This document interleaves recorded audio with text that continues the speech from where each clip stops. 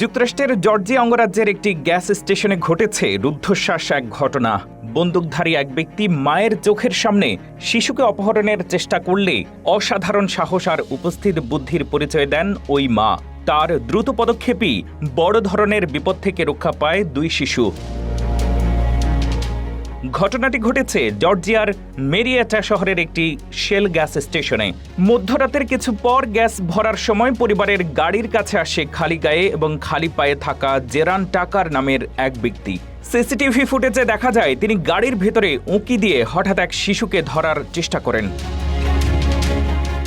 ভয়ে শিশুটি গাড়ি থেকে বেরিয়ে দৌড়াতে শুরু করলে অভিযুক্ত ব্যক্তি তার পিছু নেয়। এ সময় গাড়ির ভেতরে থাকা আরেক শিশুর দিকেও এগিয়ে যায় সে। পরিস্থিতি বুঝে মা গ্যাস পাম্পটি হাতে তুলে নিয়ে হামলাকারীকে ধাক্কা দেন এবং শিশুদের কাছ থেকে দূরে সরিয়ে দেন। এতে সুযোগ পেয়ে শিশুটি আবার গাড়িতে উঠে নিরাপদে আশ্রয় নেয়।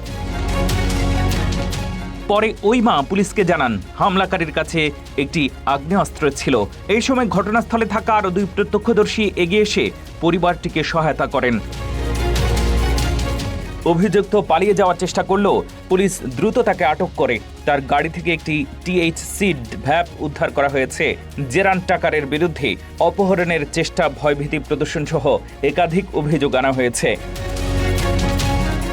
পুলিশ বলছে মায়ের উপস্থিত বুদ্ধি, সাহস এবং দ্রুত পুলিশকে খবর দেওয়ার কারণেই শিশুদের নিরাপদে উদ্ধার করা সম্ভব হয়েছে। তদন্ত অব্যাহত রয়েছে।